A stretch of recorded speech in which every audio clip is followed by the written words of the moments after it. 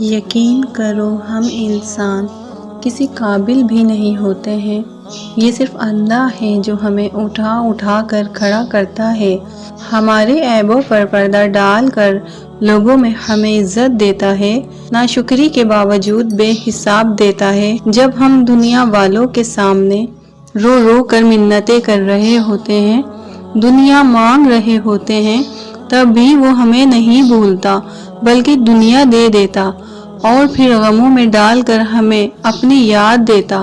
جانتے ہو تم کیوں؟ کیونکہ انسان کو حقیقی خوشی اس وقت تک نہیں مل سکتی جب تک اسے یہ احساس نہ ہو کہ اسے یہ خوشی چاہیے تھی۔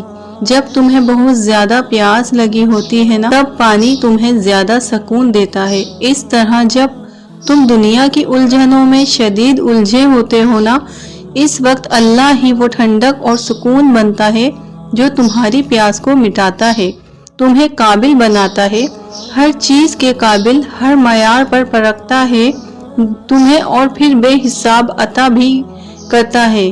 تم سے کوئی سوال نہیں کرتا، اپنی مخلوق سے محبت کرتا ہے، تو کیا اللہ پر تمہارا اتنا بھی حق نہیں کہ تم اس سے حیا کرو؟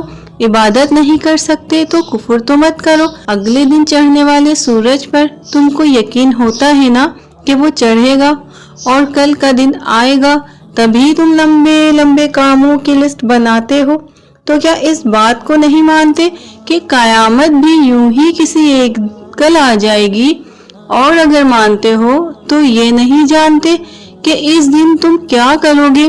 یاد رکھو، آج محنت میں بہایا گیا پسینہ ہی کل تمہاری پیاس کو ختم کرے گا، آج کی مخلصی کل تمہیں بچائے گی۔